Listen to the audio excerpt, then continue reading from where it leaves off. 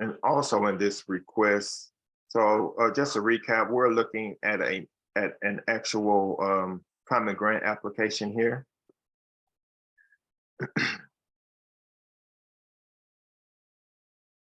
So what we're actually getting to is section D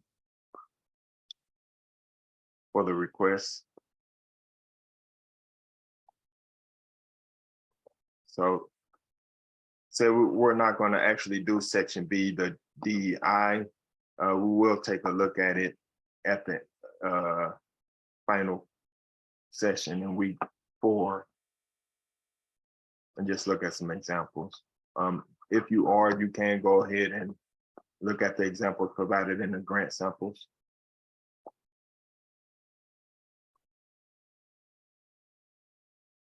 So section C deals with the description of community/client needs and strengths. So what are the community client needs or problems that will be addressed by the project, and why is this issue important?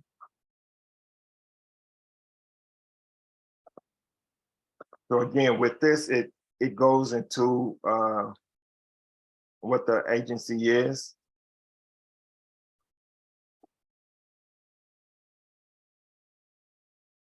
So St. Patrick is committed to addressing the needs of any client seeking housing stability through providing a wide array of supportive services, including housing placement, rental, and utility assistance, job skills programs, basic needs provision, case management, and behavioral health treatment.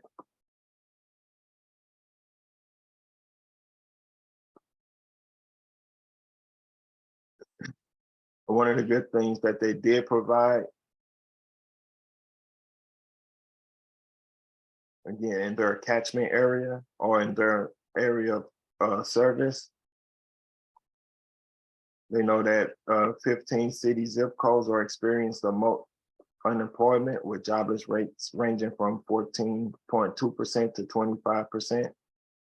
And again, substantiates that with more data.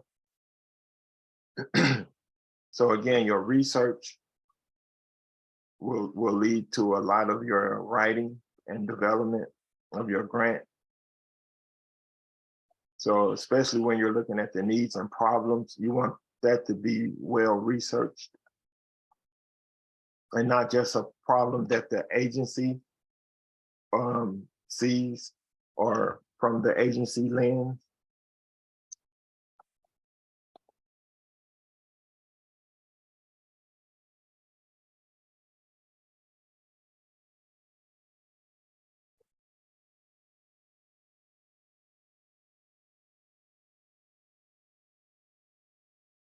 Question 6 deals with identifying 3 to 5 strengths of the community/client that your organization serves, and explain how those strengths might contribute to the success of the project.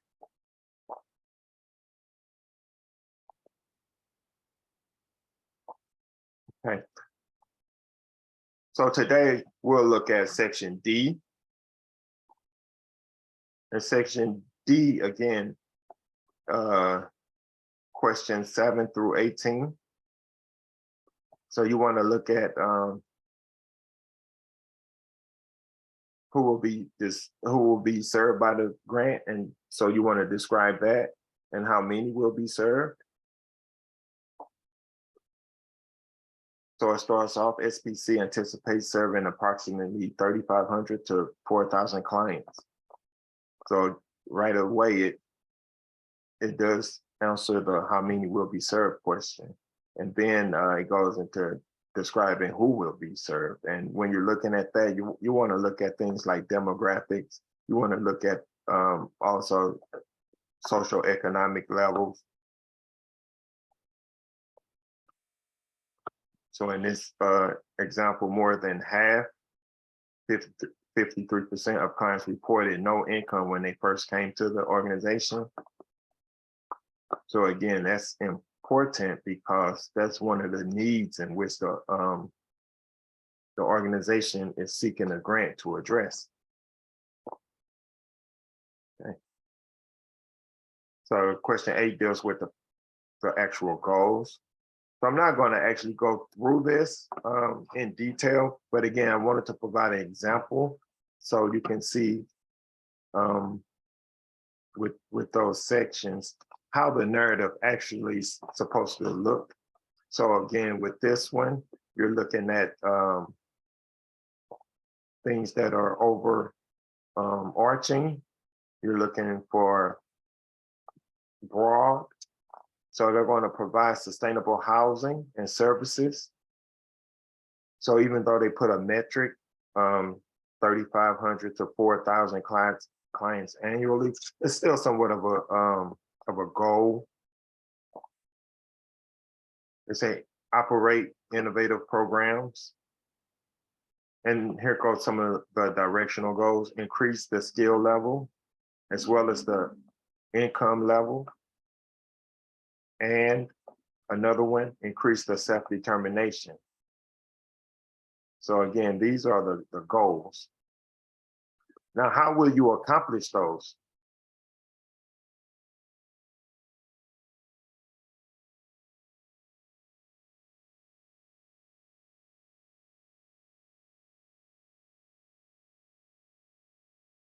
The activities are generally the product steps or the project steps in which you will use to achieve your goals. So what activities do you intend to engage in or provide to achieve the aforementioned goals? So they want you to provide an in-depth description of the activities/services, including how much, how often, how long the activities or services will be provided.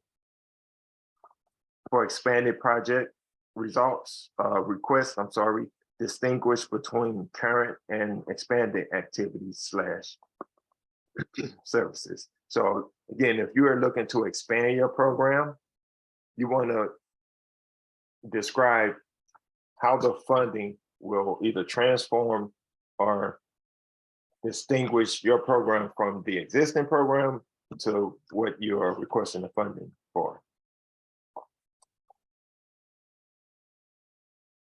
So with this example, again, we reminded them that it's a Housing First agency, and as such, it focuses on quickly connecting individuals experiencing homelessness to permanent housing.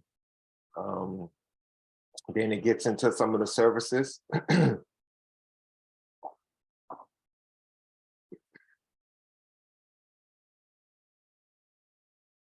So they provide a wide array of supportive services, including housing placement, job skills programs, basic needs. They also provide a comprehensive array of wraparound services, and we included those. So access to food, clothes, shelter.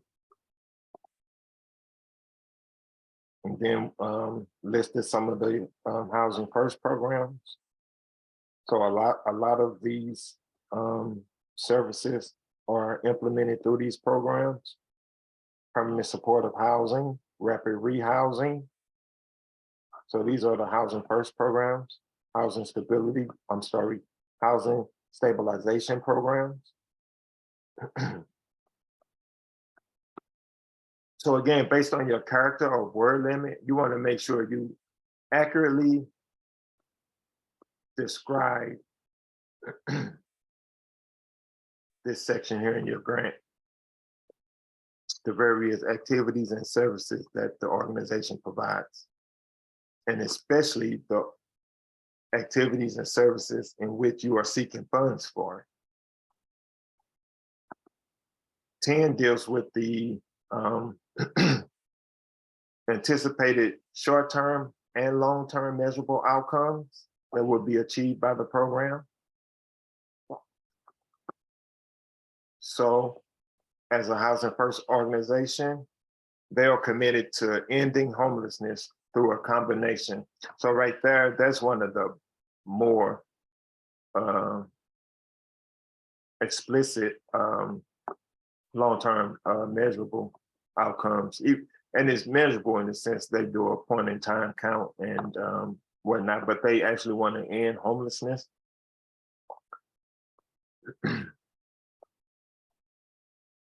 So they give you the goal, which is again to transform their lives. They give you kind of the goal of the agency, which is to provide individualized case management and placement of these clients into permanent housing. And then they, again, explicitly highlight the short-term outcome goal. So they want to prevent homelessness for 430 clients. And not only prevent homelessness, they are showing how they're going to do it by distributing rental and utility assistance. So that's important. Again, leads to a stronger outcome. The longer term outcomes, again, these are the outcomes in which after the program ends that you want to see take place or accomplish. And for this one, we put St. Louis, the St. Louis area will have a sustainable permanent housing for households in needs. The St. Louis area will see a measurable reduction in chronic homelessness among low to no income. So these outcomes, again, are pretty much after the program has ended. 11 calls for a timeline. So we did look at a timeline in which there were month by month. In this example, we stated that there is not a significant timeline as program services will be provided on a rolling basis. So if you're doing programs year round and on a rolling basis, then you can actually say that we will be doing, you can actually list that as part of your timeline. Number 12, again, deals with collaboration. So they want to know what are the organization's most significant interactions with other organizations and initiatives. And again, pay attention to the parenthetical sentences and information. So for project requests, address this question with respect to that project only. So they want to know just with the project you are seeking funds for. And they want to know who are the other partners.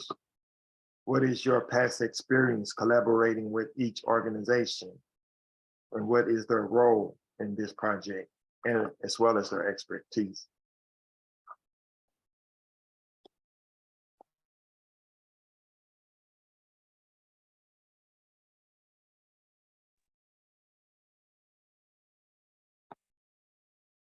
So in this example,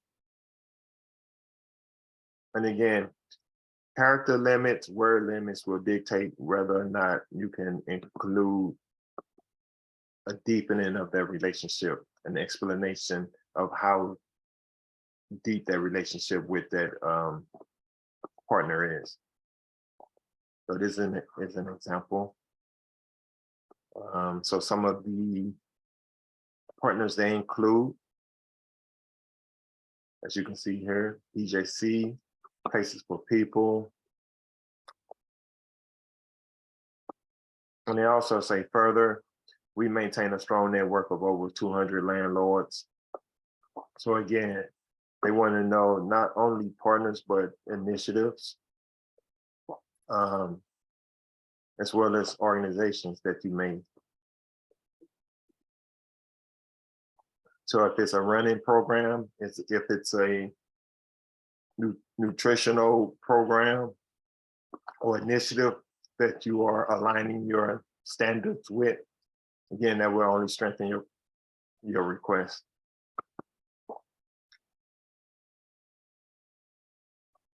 An extension of that question is the collaborative efforts that may be also taking place within your service area. So they want you to know, so they're asking you what other agencies or projects are doing similar work in the region and how are you different?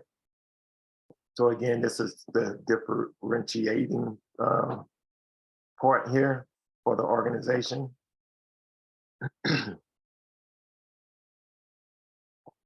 So they say, although a number of organizations in the St. Louis area offer housing programs and services, this organization stands out for its richness and range of wraparound services. So right there, that's pretty much how they're differentiating themselves from the other organization. Questions 14 and 15, again, deal with the key players. And when they say players, they actually mean the key staff members or those key personnel / board members who will be involved, could be volunteers as well. But they want to know who are the entities or people who are going to be responsible for ensuring the success of the project and also their qualification.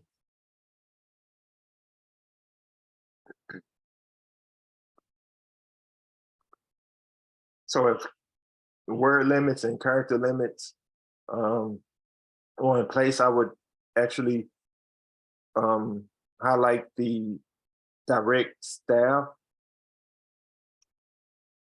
as opposed to any staff who doesn't have a direct connection with the project.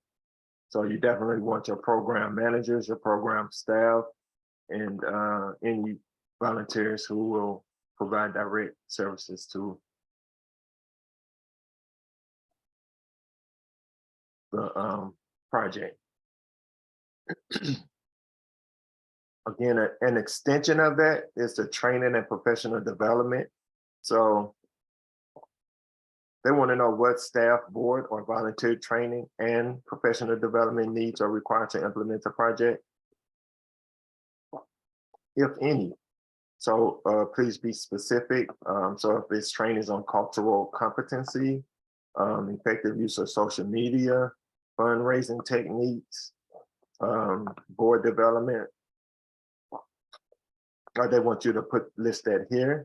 And again, if any, so if no training is actually needed, I wouldn't just leave that blank. I would list in here, due to the nature of the program, no training or professional development is required to carry out this project or to successfully carry out this project. 16 deals with the long-term goals, and these long-term goals are sustainability based. How will your program maintain its use after the dollars have been spent and the grant ends?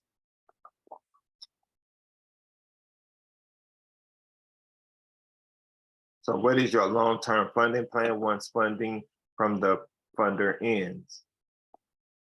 And again, this would be boilerplate language. So your organization definitely want to use a number of methods to ensure program sustainability. And those methods should come from internal documents. So whether it's identifying key initiatives at the board level. So in this instance, we started at the top and we showed how our board is responsible for identifying funding opportunities that contribute to growth, revenue growth, and diversification.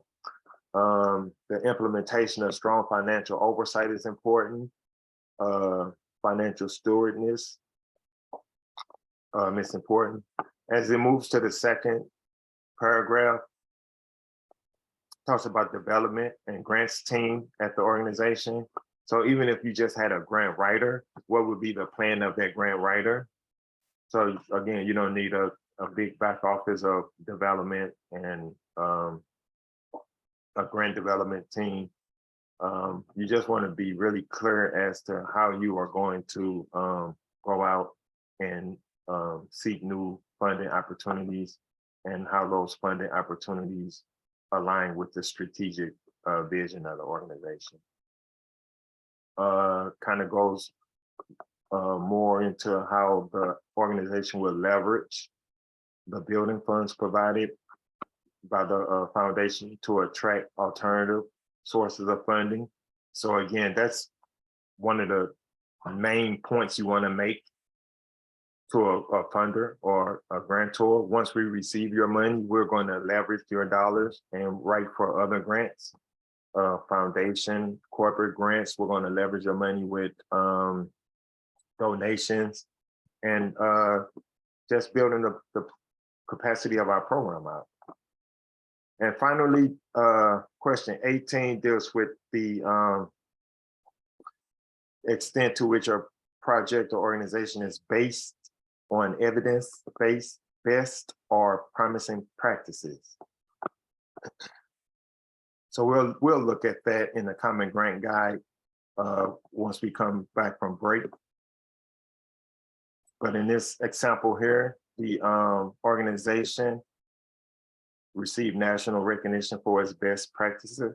So that's something you definitely want to tell a funder. And not only have you adopted national best practices, but at the national level, you've received recognition. So their best practices and evidence-based practices include the following. So again, I would suggest researching, particular to your program and the type of services you provide. So you got a housing first, coordinated entry, trauma-informed care, intensive case management. So these are evidence-based or best practices that the organization is implementing into their services. Harm reduction. So they follow a harm reduction model, and also motivational interviewing, as well as cognitive behavioral therapy. So those, again, were the sections of the Common Grant application as we look at them. So I kind of keep moving along here. And if you have any questions, go ahead and chime in. We're going to go to the actual presentation, class lecture.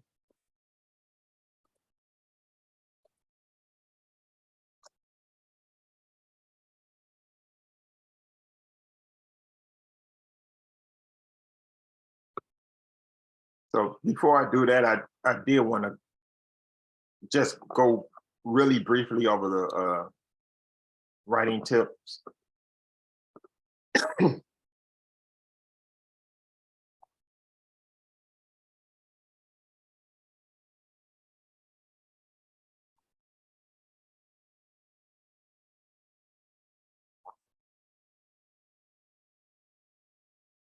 So I wanted to revisit this real quick while I am recording. So again, these are just some useful writing tips to help you with your grant development.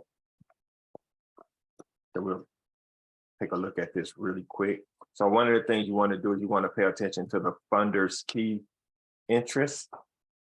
So again, if a funder is using a key word such as justice involved in the request for proposal, you definitely want to make sure that you are using that word in your proposal and in your writing. You want to help your reader understand the connections that exist between the project and their purpose without belaboring those connections. So again, if you are serving justice involved youth, how is your program actually providing services to help those justice involved youth become less likely to become involved in the criminal justice system? Organize ideas through numbered lists.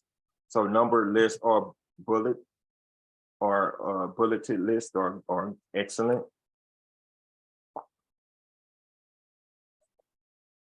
So again, it can be an efficient way to present your information in a current skimmable manner. So I often use bulleted lists a lot. You want to go after grants of all sizes. And again, you definitely want to pay attention to the small grant opportunities as well as the larger ones. Generally, the larger ones are providing support for salaries, administration. So you're often able to write for a larger amount.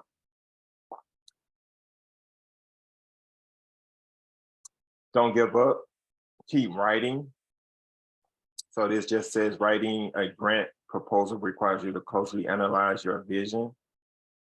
The bold point, again, even a seasoned grant writer, we are faced with countless rejection letters. But again, the thing to do is to follow up with that funder and find out why the proposal was rejected.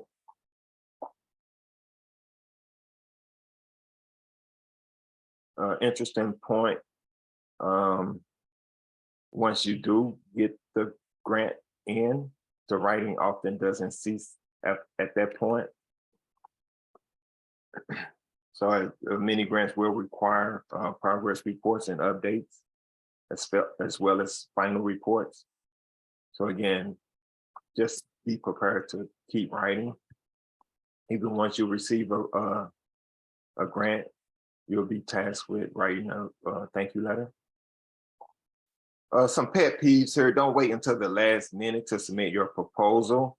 Again, excuses are not acceptable, but saying your computer had a glitch in it or my dog ate my proposal, those certainly are not acceptable excuses. So again, you want to make sure you have those internal deadlines and you are meeting those. If you do submit a grant and they are requesting additional information, you want to provide what is requested without any reminders or additional follow-up on their part. You definitely want to promptly return phone calls and any requests for information. Again, research. You want to visit websites first. Don't call for information that can be found online. Use what you've learned online to show how well you've prepared. And make sure the name of the grant maker to which you're applying for is correct throughout the application. Especially if you're reusing text that you've either submitted to another funder. You definitely don't want the name of the other funder going to the new funder. And you just want to be careful when you're reusing text to make sure you are upgrading it and enhancing it to resonate with the funder you're seeking money from currently. Don't act as if you're entitled to funding. There are many worthwhile needs that deserve support. So one of the things you want to do is you want to act new each grant cycle. You also don't want to claim to be the only organization doing X, Y, and Z, especially without backing up this proof, or backing up this claim without data or proof. Don't overpromise results and make sure your budget numbers add up. So in week 4, we will be looking at the evaluations and the budgets and putting those together. You want to submit all the information that's requested. So if a funder is asking for a copy of a certain document and it's not something you have available, you again want to communicate that to the funder, make note of that requirement and why it isn't met. And you actually want to probably develop a plan to achieve that, to either correct that or achieve meeting that requirement. And just, saying thank you after you receive a grant can go a long way. Have a process in place where once you receive a check and it's processed, that you have an efficient way of getting out a thank you letter.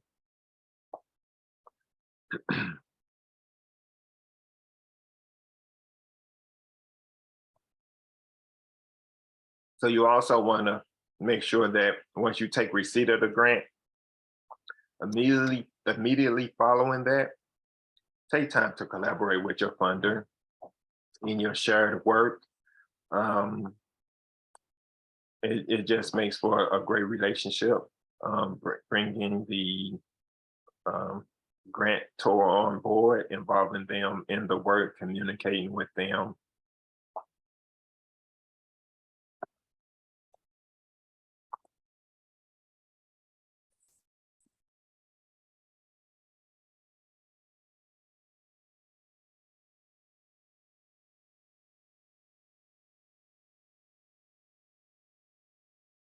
Okay, we're going to look at the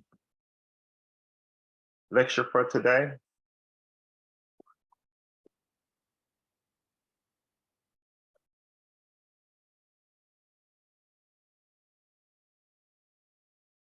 Go ahead and share my screen again.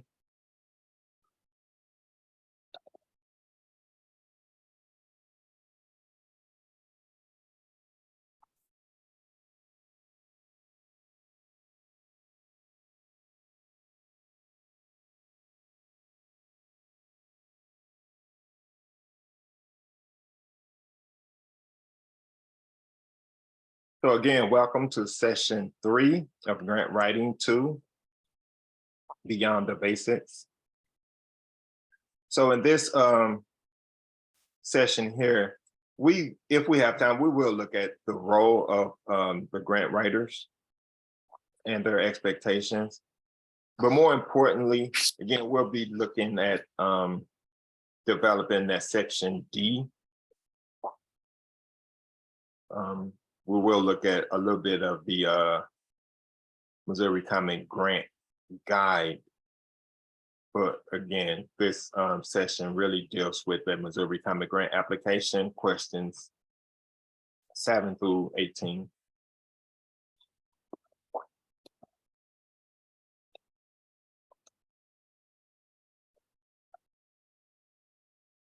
So according to GrantStation, the top 3 challenges to grant seeking were lack of time and/or staff, competition, and just difficulty finding grants. So it's important to have, again, time management, because you definitely want to have a process in place where you are identifying grants efficiently. In writing your grants, one of the main things you want to avoid is circular reasoning. You want to write manageable segments, or write in manageable segments. Again, especially when you're doing government grants, you don't want to try to write one full government grant in a sitting. So again, breaking it down into manageable segments and showing proficiency in those segments are important. Set deadlines and stick to them. Create a value add. So you want to create a value add for definitely the funder. So definitely the grant maker, you want to create a value add for them, and you want to be honest and assess your writing.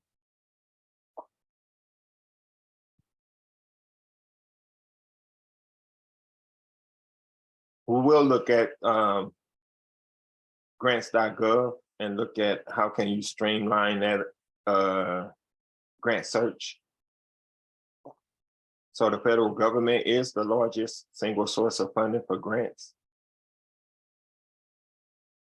with the healthcare sector representing over 60% of all federal grants to state and local governments.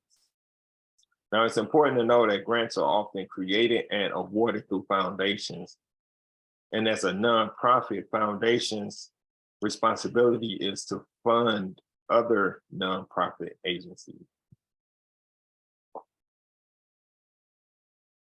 So in our 5 main parts of the development process and the grant application, again, we looked at the summary of the applicant with the organization's history and the organization's accomplishment. In week 1 and week 2, we looked at the problem statement.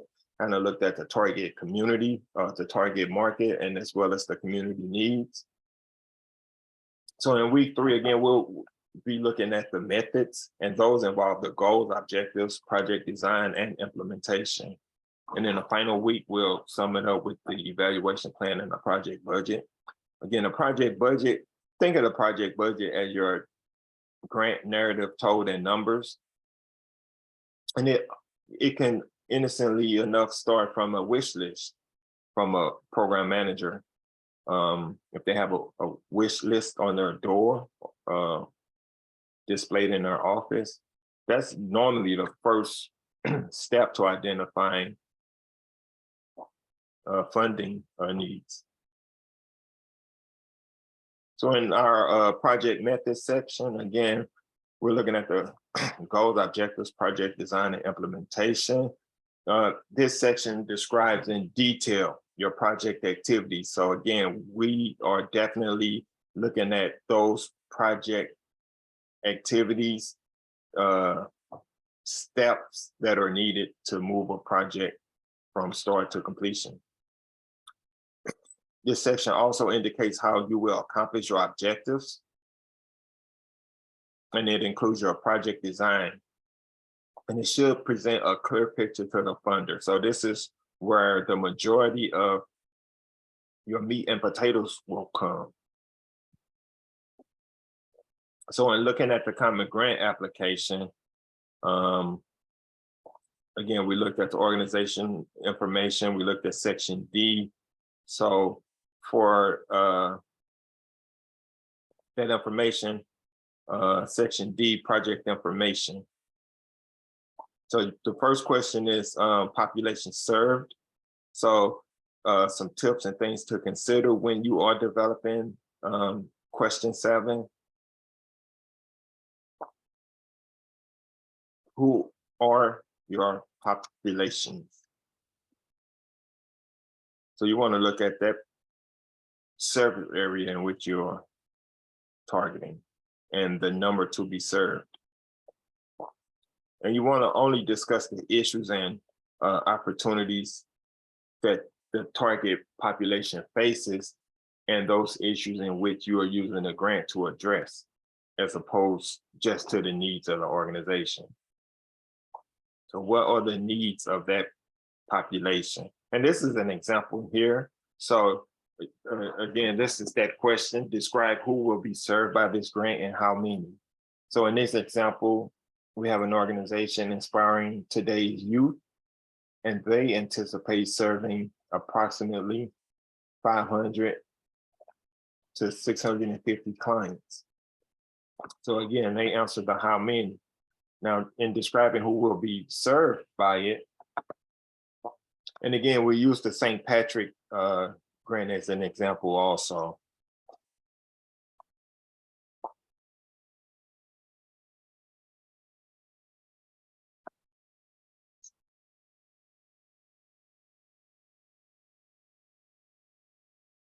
The next question deals with project goals.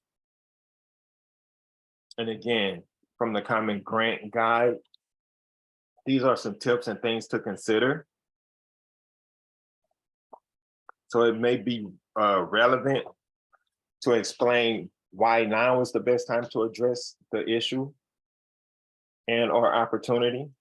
So again, coming off the heels of the pandemic, it may have been a great time to provide additional mental health programs to youth because of the effects and impact of the pandemic,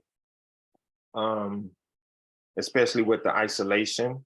How are you creating an environment for children affected by isolation?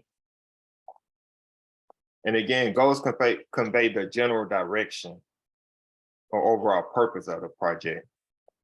So again, you want to make sure the goal says explicitly who the project will impact.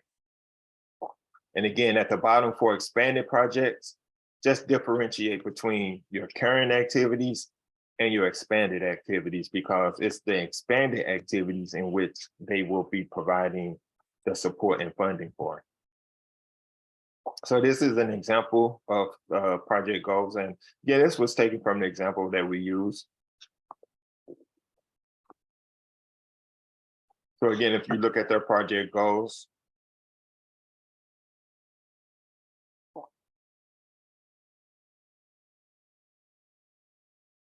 they're pretty much general and overarching.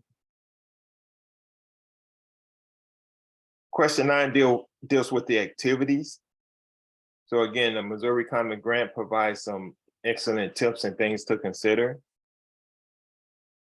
And the first bullet point, and they even use bullet points, but the first bullet point that they say, activities refer to the essential tasks or projects that need to take place to accomplish the goals and objectives. So I would definitely focus on those essential tasks, and I wouldn't include any task that doesn't contribute to the accomplishment of the goals and objectives. So these are some excellent pointers here. Again, there should be a very clear link between the activities you described in your activities section, the goals and the outcomes, and the objectives. So that's where the intimacy comes into play.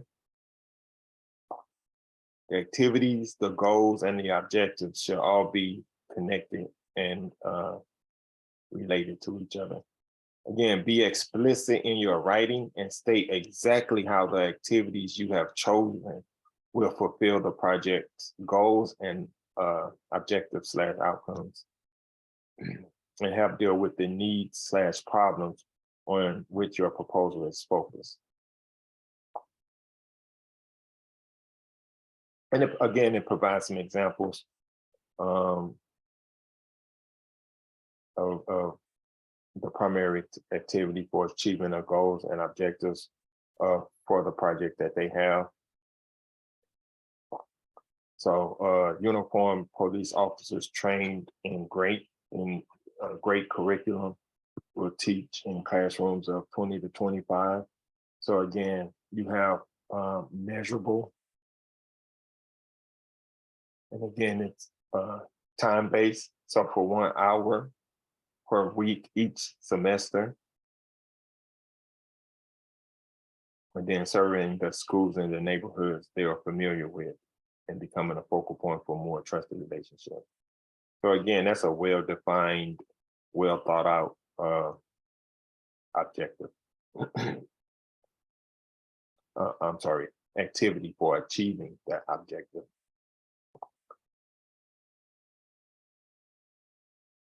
So in this example, question 9, again, the activities.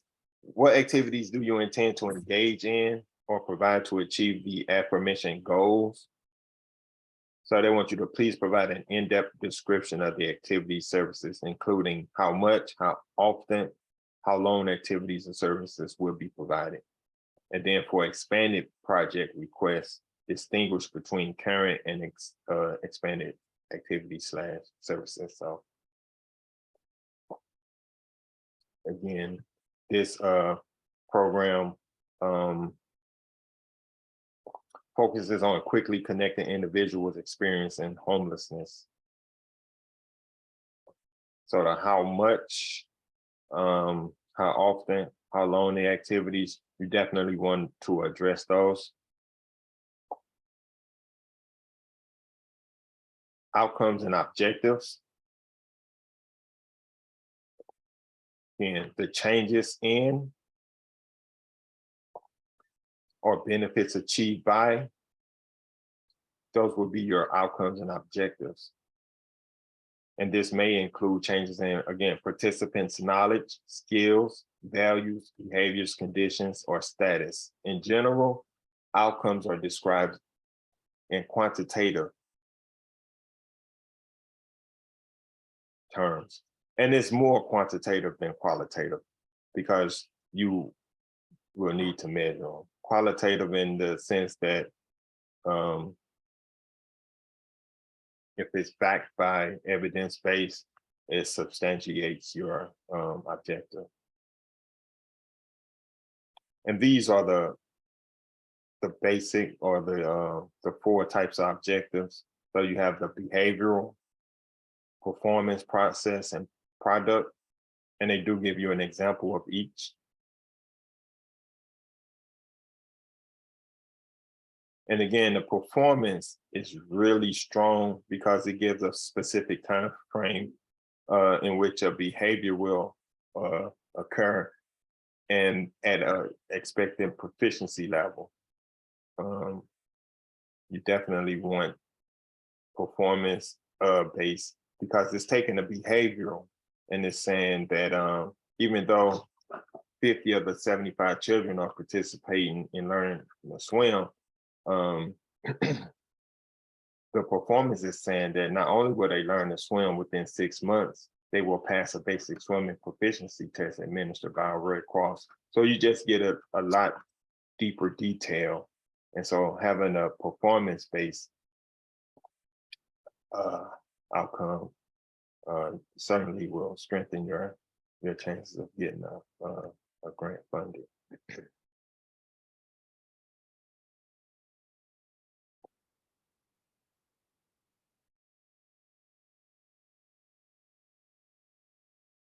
So these are some examples. Now, in this one, it says specific agency goals include, but in this one, it should actually say specific agency outcomes because these are all measurable.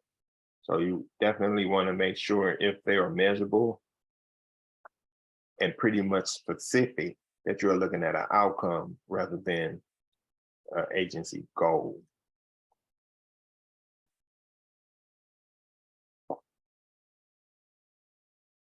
These are examples that they provided from the Missouri Common Grant application.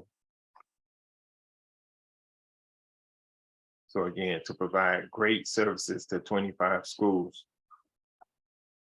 1,000 to middle school students, and 1,120 to elementary school students. And they, again, can measure that. Some more short-term outcomes that come from the samples. So they assist in a minimum of 500 clients. So all of these are measurable. Now, timeline, some things to consider. You want to explain any key dates or chronology associated with the project. So again, your timeline is the timeline of implementation. So those key dates could include dates when enrollment is open, dates when you're actually starting your outreach, the start and completion dates of one-time project, the project design phase, or if it's in a pilot stage, the schedule of that pilot project. But most importantly, you want to have a clear indication of a time frame for when the project and the times when the aspect of the project will be implemented. So in this example here, they provided a 1-year timeline based off the individual months. So in our sample, because the services were ongoing and year round, there wasn't really a timeline. But you can still provide a timeline as to the specific, again, those specific steps as far as project steps in your design. So even if your program is year round and you're conducting intake at a certain time, and then you are conducting pre-test at a certain time, it's still good to provide a simple timeline. Question 12 dealt with the collaboration. So they wanted you to describe the organization's most significant interactions with other organizations and efforts. So again, for project requests, address this question with respect to the project only.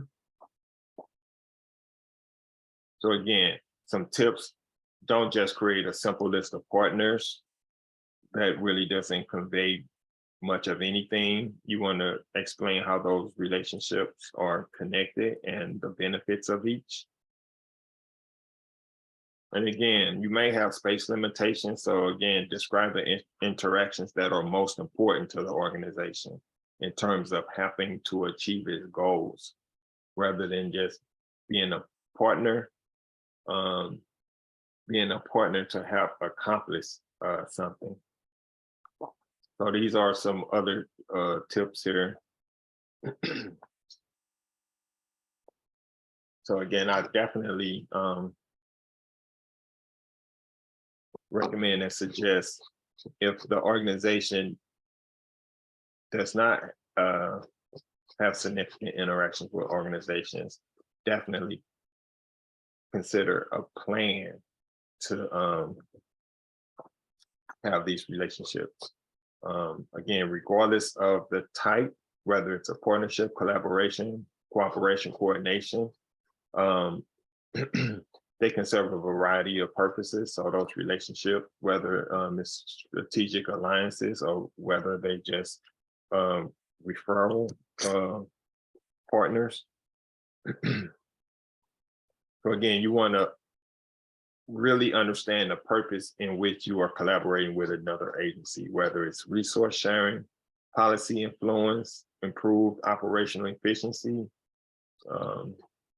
to address gaps in service delivery.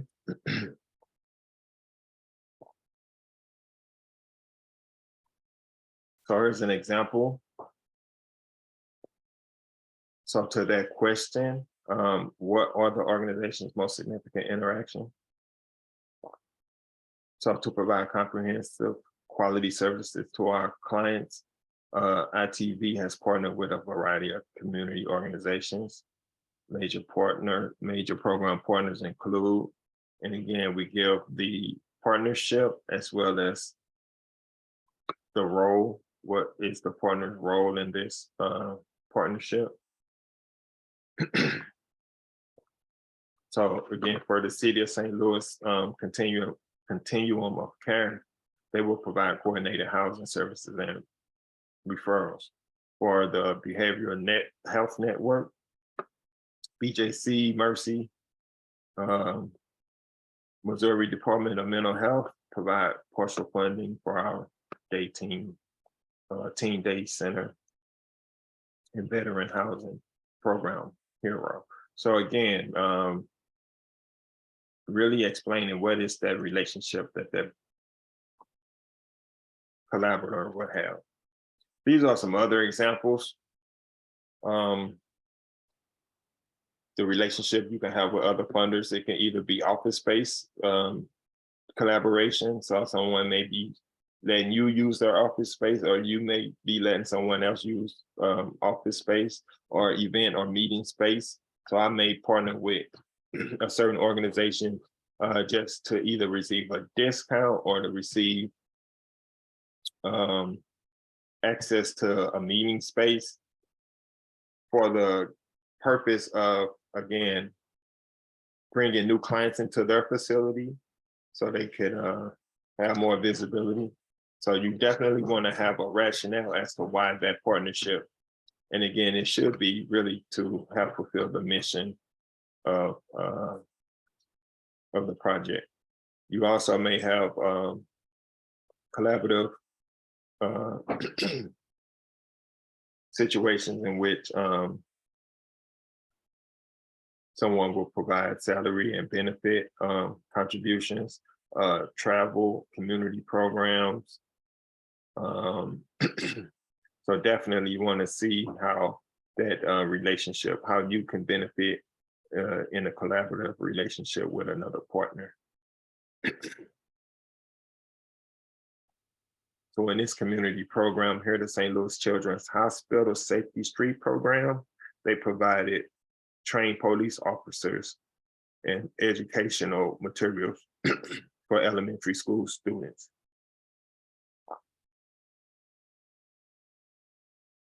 So question 13 dealt with the differentiating factors.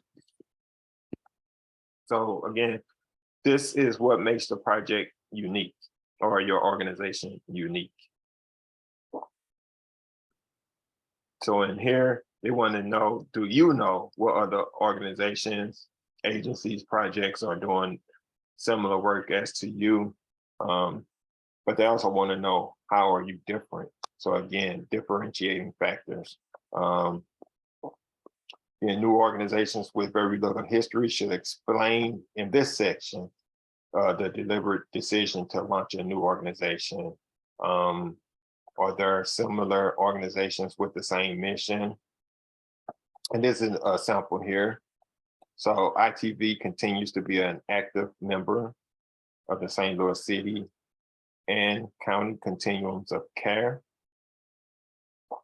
So again, this provides agencies conducting similar work as ITV, and that include Hope House Sisters of Charity. So again, knowing who's doing the similar work, but again, being able to differentiate your work. The work at ITV is different from these agencies because our focus on providing emergency services with no preconditions, resulting in clients being connected. So again, if these other organizations or projects have preconditions, and by our organization being a Housing First organization, that is really what differentiates our organization. And that really needs to be, again, explained, elucidated upon in this section particularly.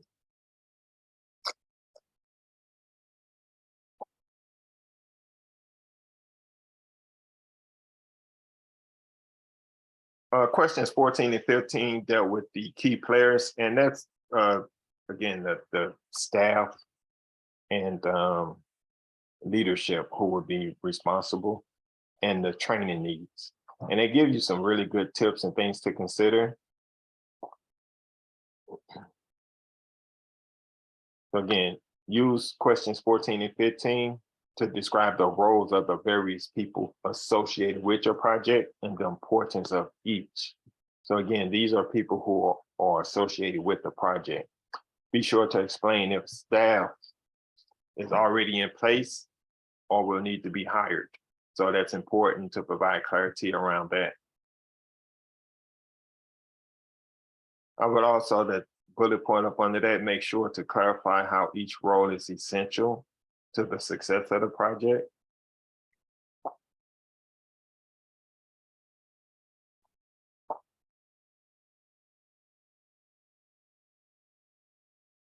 So what do you say about your key personnel or your key people? Make sure you include the name, title, experience, and qualification. So again, in your grant toolbox, you will want updated resumes of those key staff. You also want to answer the question, is it an existing position or a new position? Again, that's important to a funder, because if it's a new position, how will you intend on sustaining that position once the grant funds are pulled back or have been spent? And again, you are the sole controller of your grant. So again, include other information if you feel it's necessary or important to the success of your project. So we'll look at a couple of samples of those also. Consider how and if the key players at your organization may benefit from additional training. So this gets into the training needs. And if the funding opportunity lends itself to training, I would definitely take advantage of that. So for example, cultural competency sessions, workshops on the effective use of social media, or emerging and new technologies. So again, identifying these needs is not a sign of weakness, but rather indicates organizational self-awareness and a growth mindset. So I would say a sign of organizational weakness is being able to not identify it, or if you do identify that your agency needs training, not acting upon it. So you definitely want to have that self-awareness, but you definitely want to execute.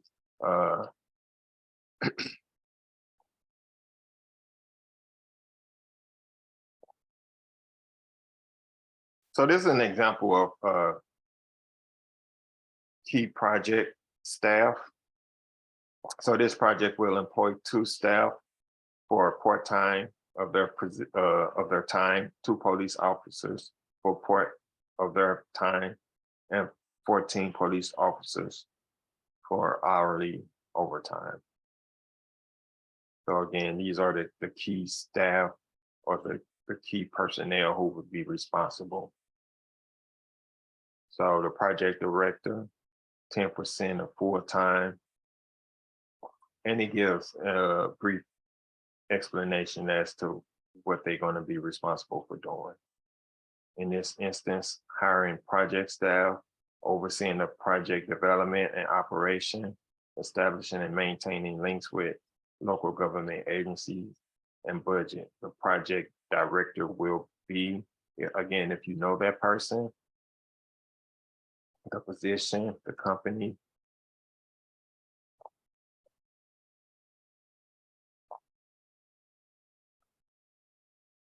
So as we move to the final 3 questions, how does this request fit within your organization's long-term goals? And again, they remind you that they define long-term as the time period beyond the grant. And a follow-up question, how does this project support your organization's implementation of its strategic plan? So with this, you would definitely need to know your organization's long-term goals. And then you would have to have knowledge of the strategic plan and how this project supports that. So again, I will educate myself on the long-term goals and decide how this request will fit into it. 17, what is the long-term funding plan once funding from this funder ends? So you're looking at sustainability after the funds have ended. In 18, describe the extent to which your project organization is based on evidence-based or promising practices. So again, that's important, and you would definitely want to research different evidence-based models. And before we get off, we'll take a look at how to do that. So with this question, sustainability, what is your long-term funding plan once funding from this grant ends?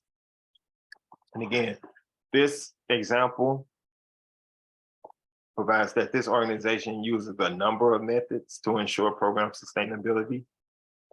And it kind of goes into that. Identifying key initiatives at the board level. And by doing that, that will contribute to revenue growth and diversification. So starting at the board level, what will be done? At the administrative level, the development and grant teams of the organization will implement or have implemented a multifaceted fundraising strategy. So whether or not you have a full development team or development department or one grant writer who works part-time, you want to have a strategy and plan in place where you're identifying government as well as foundation grants, if it's appropriate, how you are cultivating and soliciting donors. There should be a plan in place.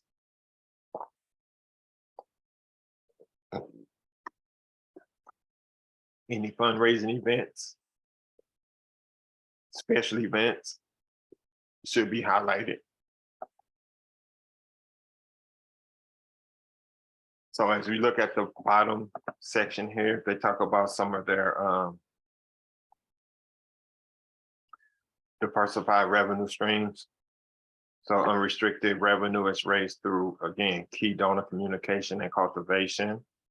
That they're talking about fundraising events, including their annual 5K. So again, there should be some type of huge fundraising event that leverages a lot of the smaller fundraising activities for an organization. And the final question is approach. Some things to consider, evidence-based approaches. Many grant makers want to know that an organization's project reflect best practices or utilize evidence-based approaches or practices. So if you are using a specific model, then you will want to provide information on that. And I would say that is one of the things you do want to do.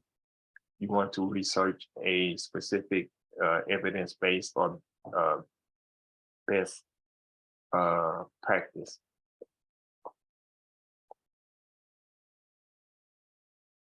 The second bullet, if a project is not based on a specific best practice or model, then explain why the organization chose to address the issue in the way that it did.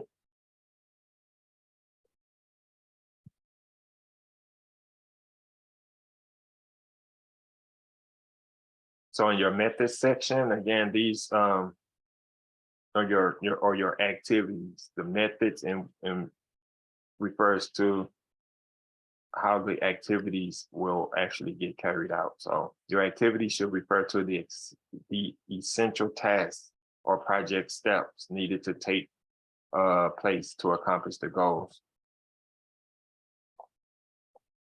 So again, these are just some really key pointers to kind of help you. Your writing should be explicit. Use of time frame or timeline is effective and should explain any key dates associated with your project. You want to avoid including content or information that does not convey very meaningful information. For example, instead of providing a list of key partners, select the organization's most significant interactions and goals and highlight those.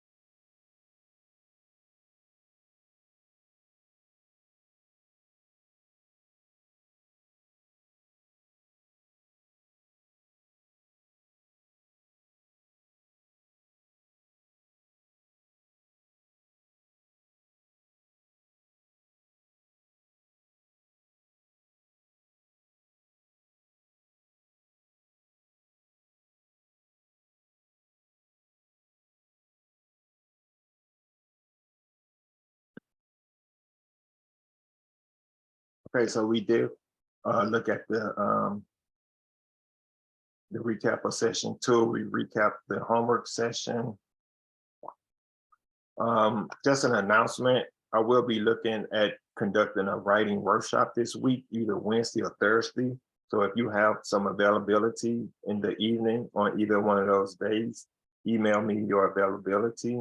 I haven't locked in on an actual date yet.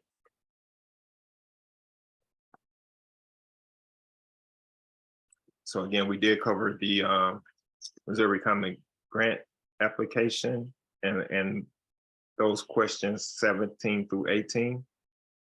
So I will be just uploading the homework assignment, which would be to complete the question 17 through 18.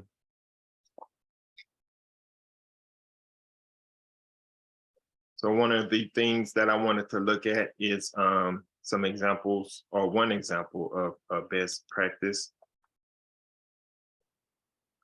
So generally, in looking at various evidence-based practices,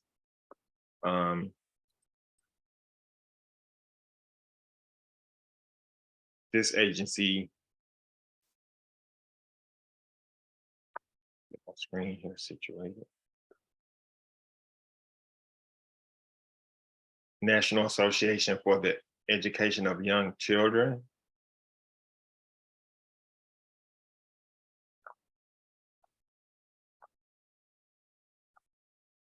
So again, this is their website, provide resources and whatnot. But again, one of the things I generally do is just do a Google search of evidence.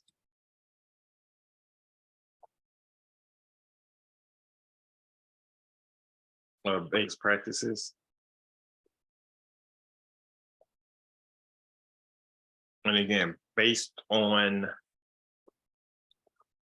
my particular focus area, if it's child development, maybe it's evidence-based practice in reading program or reading instruction. Maybe it's evidence-based practice in case management.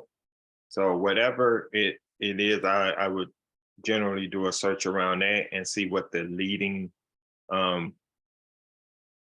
definitely the scholarly reports, but different agencies, again, such as the National Institute of Health, looking at citations, just kind of seeing what type of new research is out there now, certainly looking at the date for certain research.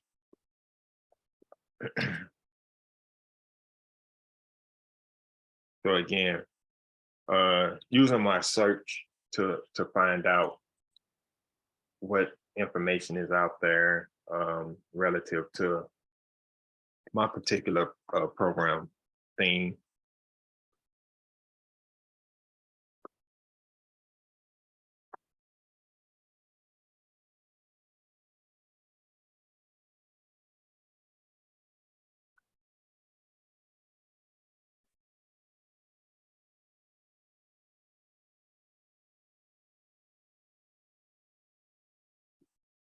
Last week, we did look at a number of grant opportunities.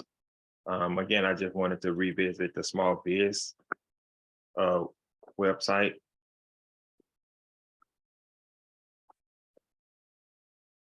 They're actually Small Business Trends.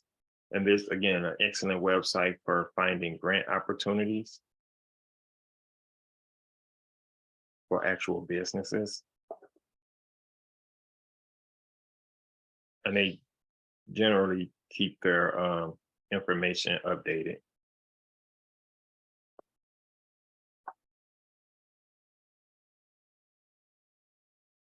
So again, pretty up-to-date business grants up to $50,000 up for grabs now. So again, one of the things I would do is go ahead and zero in on that opportunity and see if I meet the eligibility. And again, this may be a for-profit business or for non-profit businesses. So, and they generally have the actual link to the grant.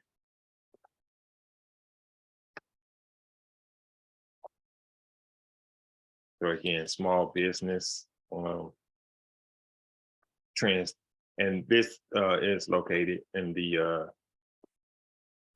resource on the student portal.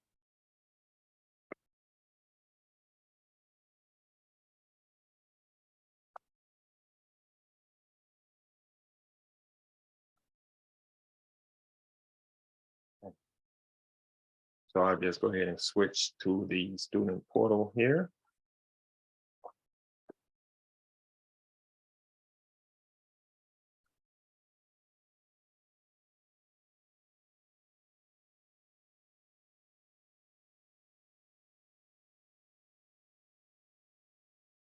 So again, this is where I will have the announcement as far as the writing workshop that I will be conducting this week. Also, the homework assignment for week 3 will be posted. So again, if you are planning on completing homework for week 2, and want feedback on those sections, get those to me as soon as possible. I will be populating week 3 with the homework and everything later today, no later than Sunday evening. So please be on the lookout for that.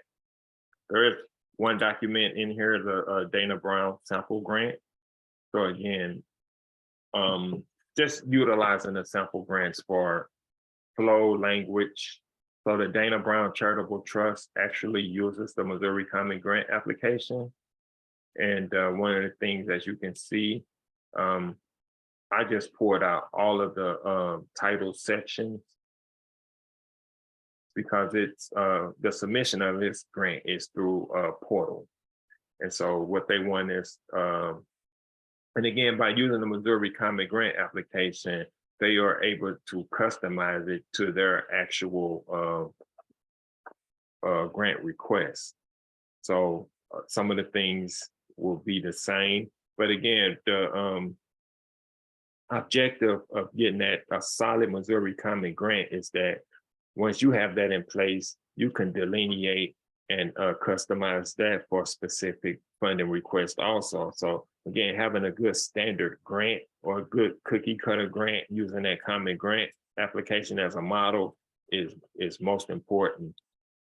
So again, these are the sections here. They want to know the proposal summary, the project start date, the end date, as well as the total amount requested, the annual budget of the organization, and again, some stuff that we covered in the common grant application, a brief summary of the organization's history.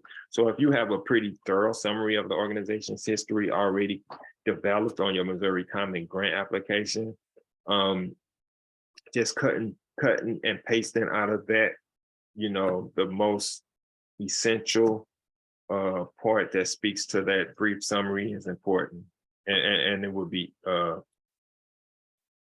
easier in the development of that grant. Again, a brief description of the organization's current programs, the number served annually, demographics. And so as we look at going to that grant, that's pretty much how the request is. They want the mission statement. Again, my organization's mission, the type of request. So whether it's project, capital, or general operating, the project name, and then again, the project summary. And as you see, I actually worked on this on a Word document. So again, generally, one of the better practices when you're working and submitting a grant through an online portal is not to work on the platform that the portal is on, but to work on a Word document program. And then, edit, provide your edit. You can do your word count. And then once you have your final draft, then it's just a matter of cutting and pasting into that portal. But this is the summary here. And again, how they have the titles, they just want the project start date.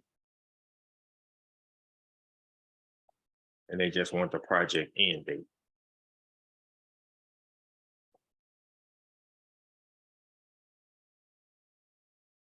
please pay attention to the sort of the particulars. So they want you to indicate if this is a multi-year grant request, they want you to please indicate the number of years you are requesting funding only, requesting funding. Now, if you are only competing this for 1 year, this wouldn't matter. Total amount requested. So again, pay attention, because if you are completing a multi-year request, they want you to indicate the total grant request. So if I said this was and it's a one-time grant of 25,000, but if I was thinking that I wanted to do a multi-year request and I listed this as my total number, and when my total number was actually 75, then that would be an error on my part. So again, they want the total project budget for the funding. So again, not required if requesting general operating funds. So again, pay attention to the either italicized or the small print, the organization's annual budget, fiscal year, geographic area served. Then they just get into the project narrative. Of course, the describe if your organization is receiving funding from a given federation.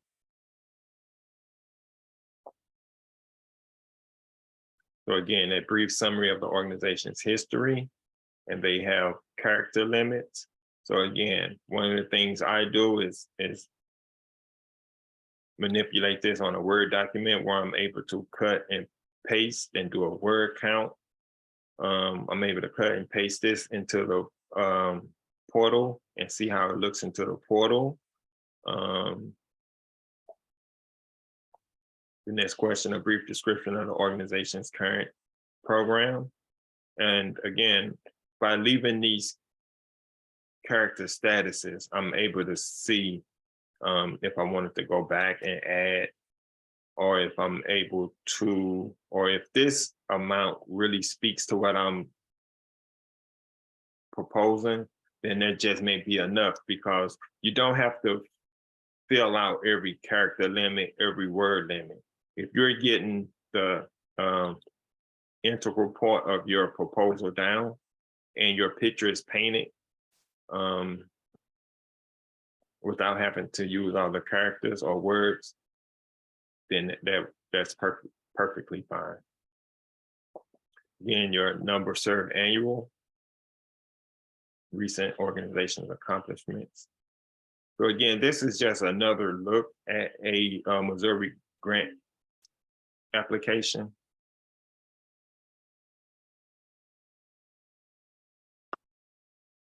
Project information, who will be served by this grant, how many will be served. Again, goals, measurable outcomes. You will find these common among pretty much all grants. Timeline, so they want a timeline for implementing the project. And again, significant interactions with. So again, a lot of these questions are still intact from the original Missouri Common Grant application. Similar work in St. Louis region.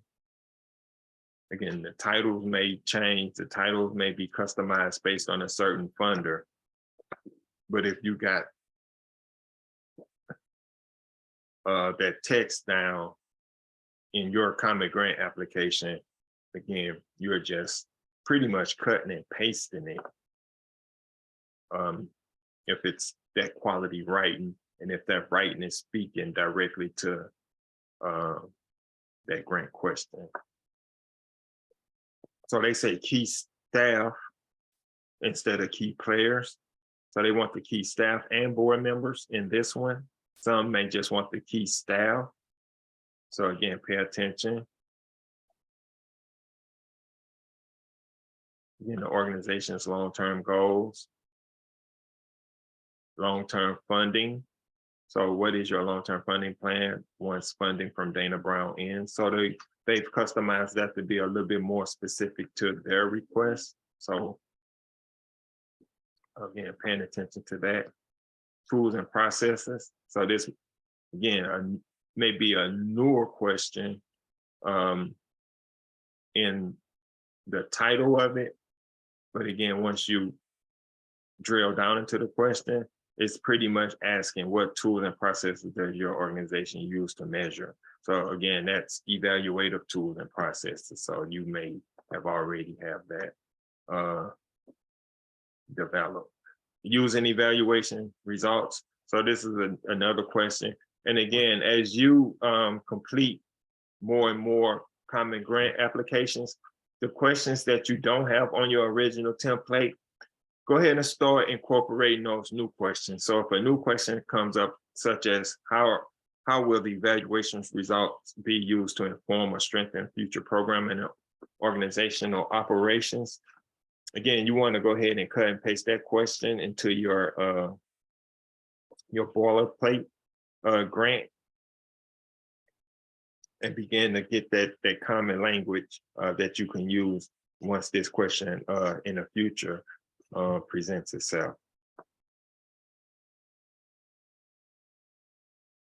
And then the uploads. And then these are the actual attachments. So again, good practice is just ensuring that you have somewhere to, and you definitely want to have a physical as well as a electronic folder in which you can upload these files and also make sure that you have up-to-date files. So that was just a look at the Dana Brown. That I'll keep that in the week 3. I'll go ahead and add the again the homework that we'll be doing for week 3, as well as the class presentation and any resources that I cover. So again, we'll take a look at the week 2 lecture is posted. So again, take a look at the week 2 homework.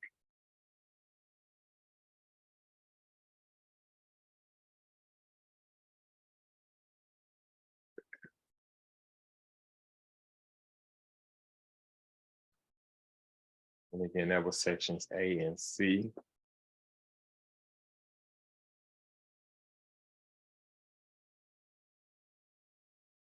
Also, there's a sample,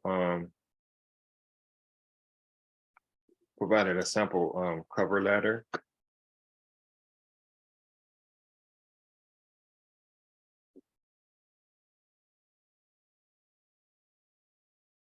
And a cover letter is good and can serve as a proposal for an individual that's seeking to work with a nonprofit and do work as a contractor. So again, say you are an artist and you've identified a grant and you want to work with a nonprofit or you have a relationship with a nonprofit, one of the things you can do as a individual, and you don't even have to have your business, say you just have the excellent skill set of an artist and you are able to be employed as an artist.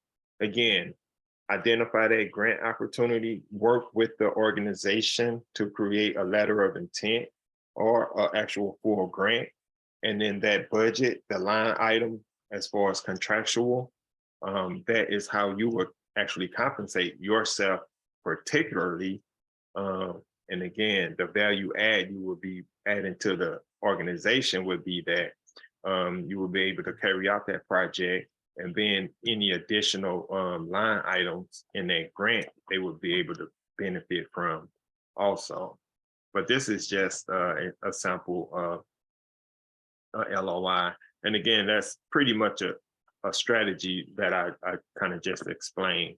But again, understanding how you will actually utilize a grant is important Because generally for a nonprofit organization, they will utilize a grant by writing it, getting the money, and carrying out programs.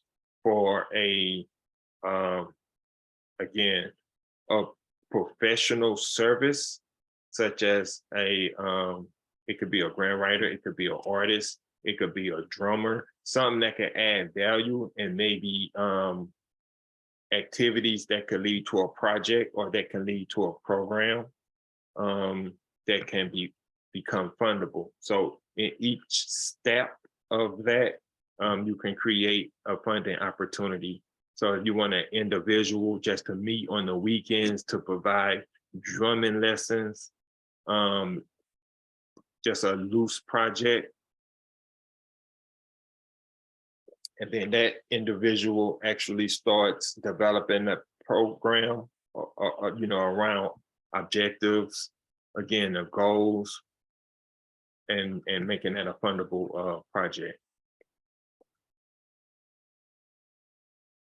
Also, I have in week 2 class links.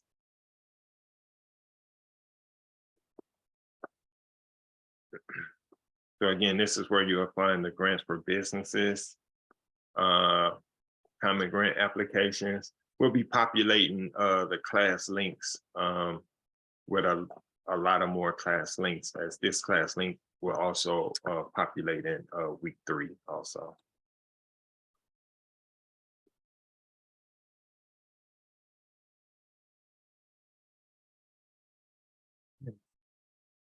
So as I wind down again, if you do have the homework for week 2, go ahead and send that.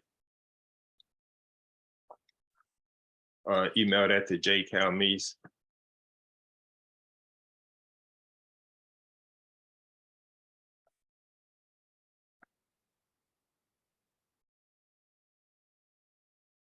Got about 5 minutes, so I'll go ahead and wrap up.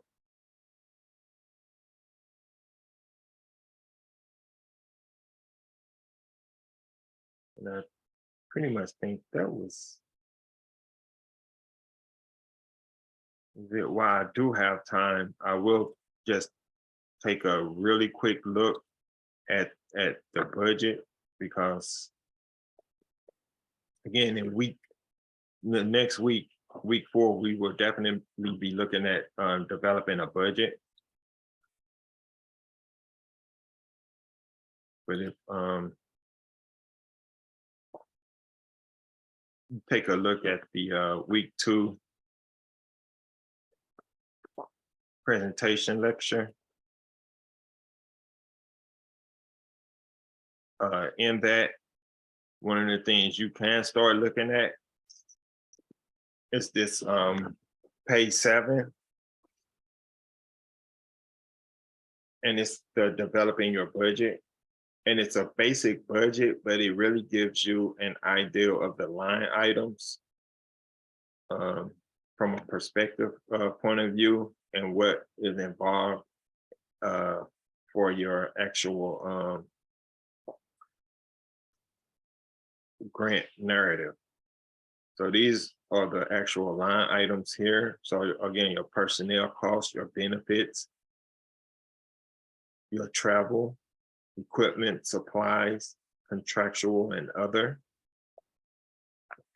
So in the final class, we'll look at the Missouri Common Grant budget, and I'll kind of start uploading session 4 contents also, because again, that will deal with the actual evaluation process and the actual budget.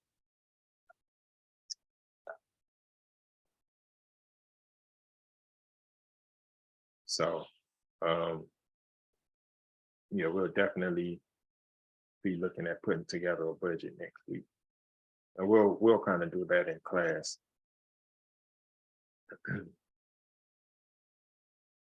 So all of the lectures are accessible if you needed to go back and look at any information.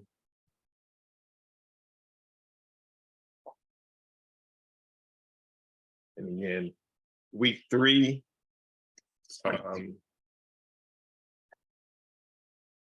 generally it's the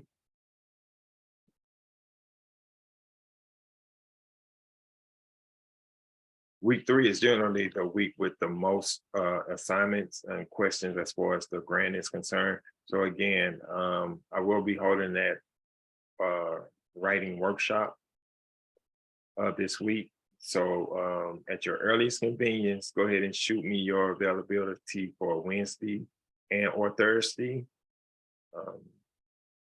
and expect to have that announcement for that writing workshop on the student portal Sunday evening, along with the contents of the student portal populated. So I'll go ahead and do that. And then again, if you have any questions, need any feedback on any of your writing, just go ahead and shoot me an email. And also, if you would like for your grants to be posted for further feedback on the student portal from other students, let me know.